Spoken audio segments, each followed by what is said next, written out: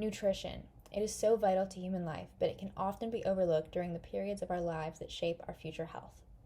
The diet habits of our late teens and early 20s dictate how we will eat for the rest of our lives, and bad habits can prove hard to break. Thusly, VCU should be doing more to provide students of this university with proper nutrition options and education. Coronavirus has only exacerbated the need for this by limiting dining options and increasing food insecurity. Firstly, I would like to discuss the lack of education. While VCU provides free nutrition consults and offers many brochures to students, these are only available upon request. According to the National Eating Disorders Association, 40% of students enter college already having an unhealthy relationship with food. In girls, that number goes up to 80%. Education resources should be focusing on prevention and not only treatment. Even for those who have healthy relationships with food, having full reign over their diets for the first time is challenging for many. In a study on the effectiveness of various school-led interventions on the diets of college students, education was shown to be the most effective way to promote proper nutrition, and VCU isn't doing enough of it. However, the groundwork to expand this program is already laid out. A program similar to VCU's Not Anymore sexual assault training, which we all had to complete before arriving on campus, could easily and cheaply be integrated to educate students on how to make healthy dining choices.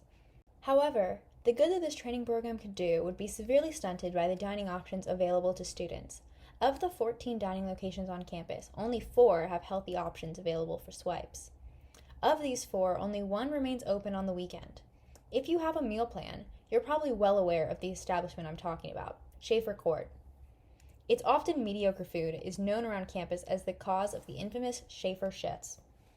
Because of this, on the weekends we are left with 3 choices: eat fast food and feel gross, eat Schaefer and feel gross, or don't eat at all and feel gross. Choices like these are how eating disorders are born. Ultimately, this lack of options makes it harder for us to make healthy choices even if we are properly educated on nutrition. The frustrating part is that many other locations have healthy options on the menu, but they can only be purchased with dining dollars. Just changing this policy to have healthier items available as part of the Swipe Exchange program would dramatically increase students' healthy dining options. We also have to keep in mind that not all students have the same access to food and nutrition. During the pandemic, VCU has not provided enough support for food insecure students. This isn't just a problem here, but at colleges all around the nation. Before the pandemic, many students relied on free or reduced meal plans in order to feed themselves during the school year, but when campuses shut down, they had nowhere to turn. An article released by VCU News clearly shows that the administration recognizes that the pandemic has caused increased food insecurity.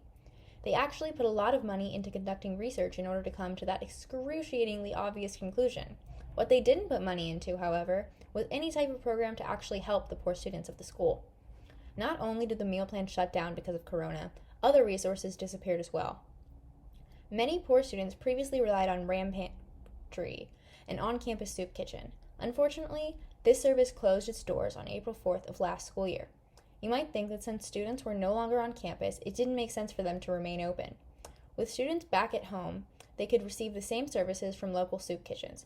Over quarantine, I volunteered at a few of these organizations, and I can tell you firsthand that the pandemic left these establishments severely overwhelmed, understaffed, and with an ever-increasing need for their services. Ram Pantry closing its doors and diverting its patrons elsewhere only exacerbated that issue. I understand that creating a program to get food to off-campus students would have been expensive and time-consuming, but even keeping the pantry open and opening its doors to anyone in need instead of exclusively students could have mitigated the strain on similar organizations. Even once the new school year began, it was 3.5 weeks before the pantry reopened on September 9th. What were students who had previously relied on this service supposed to sustain themselves on during that period? In my opinion, this is the most egregious misstep regarding nutrition that VCU has made. While it is good that Ram Pantry has finally reopened its doors, it is my opinion that it should have never closed them in the first place. The VCU administration has allowed nutrition to fall by the wayside during this pandemic. A decrease in dining options, lack of education, and disregard for students in need has created a deficit that this administration should be working to fix. According to the VCU website, food insecurity and poor nutrition cause negative student outcomes in physical and mental health, financial and housing insecurity, and educational attainment. We are all working our hardest to succeed here, and we deserve an administration willing to provide the fuel that we need to help us do that. Thank you.